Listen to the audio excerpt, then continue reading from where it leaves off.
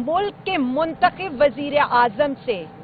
आप जो बदतरीन क्रिमिनल्स के साथ सलूक भी नहीं होता ना, उससे भी बदतर सलूक किया जा रहा है। यहाँ क्रिमिनल्स जो होते हैं ना, उनको भी जेल वाले दिन अपने खानदान से मिलने की इजाजत होती है जेल मैनुअल के लिहाज से,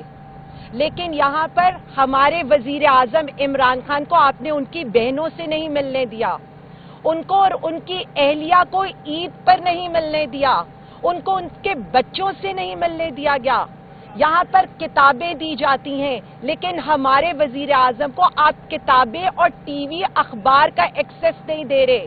बासी खाना दे रहे हैं, और जिस तरह की कंडीशंस में उनको रखा जा रहा है वो आप सबके सामने है।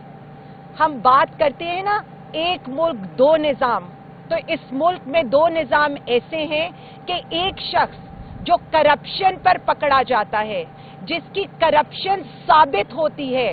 उसके प्लेटलेट्स गिरते हैं, कभी वो व्हील चेयर पर होते हैं, लेकिन उनको मुल्क से बाहर भेज दिया जाता है। और हमारे वजीर आजम इमरान खान को सिर्फ अवाम के लिए, पाकिस्तान के लिए, पाकिस्तानियों के साथ खड़ा होने की सजा दी जा रही है, और ये सजा इसलिए दी जा रही है कि वो शख्स हार नहीं रहा, वो शख्स झुक नहीं रहा, वो शख्स बिक नहीं रहा, वो अपनी कौम के मफाद के ऊपर अपने मफाद का सौदा नहीं कर रहा। उसकी फैमिली, उसकी अहलिया, उसकी बहनें सफर कर रही हैं, उसके बच्चे अपने बाप से बात करने को तरस रहे हैं,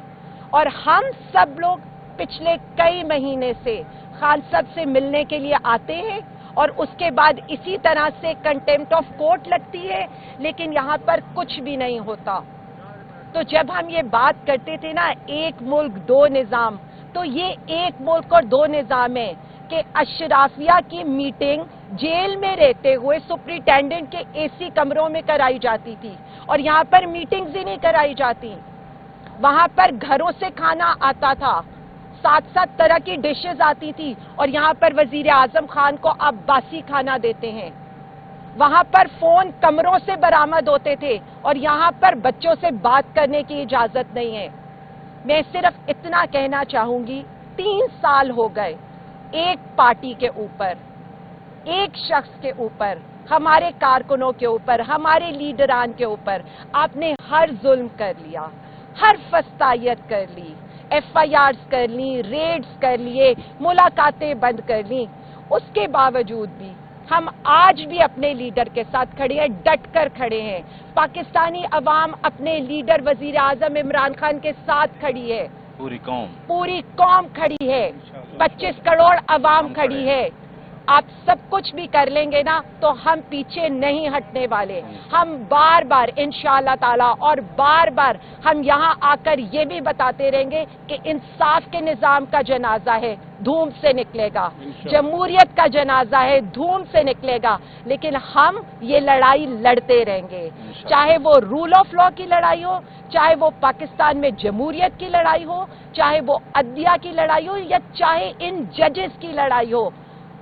हम आपको भी ये बताते रहेंगे, आपको भी ये याद कराते रहेंगे कि ये मुल्क का नुकसान हो रहा है।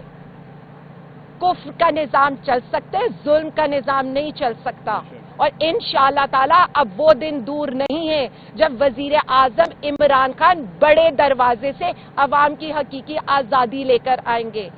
इंशाअल्लाह ताला। क्योंकि जो जुल्म ड्रोन की वजह से KPK में किया गया, या जो हमारी खवातीन को, डॉक्टर मारंग बलोच और बाकी खवातीन को आपने बलोचिस्तान में पकड़ कर किया, यही जुल्म 26 नवंबर को यहाँ पर हुआ था। हम कुछ भी नहीं भूलने देंगे और किसी को भी नहीं भूलने देंगे, और एक ही नारा है, पाकिस्तान जिंदाबाद, वजीर आजम इमरान खान जिंदाबाद। बात यह है कि एक इंतहाई तशवीशनाक माहौल पैदा हो गया है कि हम यहाँ जो कि अदालत के हुक्म पर यहाँ पर अपने लीडर इमरान खान से मिलने आए थे, और ये दूसरी दफा है कि हमें उसकी इजाजत नहीं दी गई। इससे जाहिर क्या होता है कि अदालती फैसले कोई मान ही नहीं रखते। अदालती फैसलों पे अमल दरामद करना ना करना ये मर्जी पे डिपेंड करता है। कोई भी ऐसा मुल्क जिसमें कि अदालती फैसलों को जूते की नोक पे रखा जाए, وہ मुल्क नहीं कहला सकते अपने आप को, क्योंकि एक ऐसा कानून जिसके वो अपनी मर्जी के खिलाफ, अपनी मर्जी के साथ ही उसको पिक एंड चूज किया जाए, तो इसका मतलब है कि वो अदालतें अपना वकार भी खो चुकी हैं और वो अपनी जो एक रिट है वो भी छोड़ चुकी हैं, अपनी ख़त्म कर चुकी हैं। अब जिस तरह कहा लीडर ऑफ द अपोजिशन ने कि वो अदालतें या वो जजेस जो कि कानून के मुताबिक अपने फैसले देते हैं, अगर उस पे अमल दरामद कोई एक शख्स, कोई एक इदारा, कोई चंद अफसरान उस पे अमल दरामद नहीं करते, तो उसकी फिर वो सजा का भी तयन करें और फौरी करें, क्योंकि अगर इस तरह से अदालती फैसलों की अहमियत कोई नहीं देगा, तो फिर आप मुझे बताएं कि पाकिस्तान के जो अवाम हैं उसमें कई लोग हैं, हर तरह के लोग हैं, वो जब देखेंगे कि अदालत का तो कोई मकाम ही नहीं है, अदालत की कोई हैसियत ही नहीं है, तो फिर वो क्यों कर कानून की पासदारी करेंगे। तो ये एक बहुत ही एक खतरनाक सिलसिला चल निकला है, जिसमें कि ऐसी वो बनाई जा रही हैं, मिसालें बनाई जा रही हैं, जिसमें कि पाकिस्तान के अवाम इस वक्त इंतहाई कंफ्यूजन का शिकार हैं कि अगर अदालतें जो कि बनाई गई हैं इसके लिए, और मेरा ख्याल में कि जो खान साहब के अलावा, बुशरा बीबी के अलावा यहाँ पे जितने भी कैदी बैठे हुए हैं, उनको अदालतों ने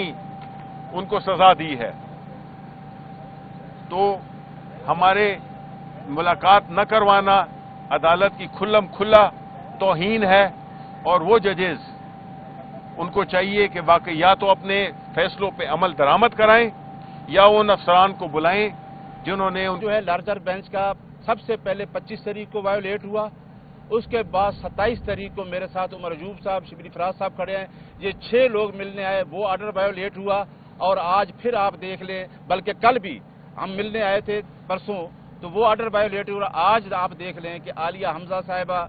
उमर अयूब साहब, शिबली फराज साहब सारे मौजूद हैं। हम जहां 11 बजे मैं पहुंच गया था, हमने इनको अपनी लिस्ट व्हाट्सएप भी कर दी और इनको लिस्ट दे भी दी। उसके बावजूद 11 बजे से लेके 1 बजे तक, 2 बजे, फिर 3 बजे, अब 4 बज चुके हैं। आप देख लें कि आईन की बालादस्ती और कानून की हुक्मरानी के पे यकीन करने वाले लोग किस तरीके से आज इन्होंने जेल अथॉरिटीज ने फिर उस ऑर्डर को वायलेट किया। और मैं ये बता देना चाहता हूं कि पिछली जो 3 लिस्टें वायलेट हुई हैं, उसके लिए हमने contempt petition Islamabad high court में आज डाल दी है, और इंशाल्लाह जो आज लिस्ट वायलेट हुई है, इसके लिए भी हम लार्जर बेंच के सामने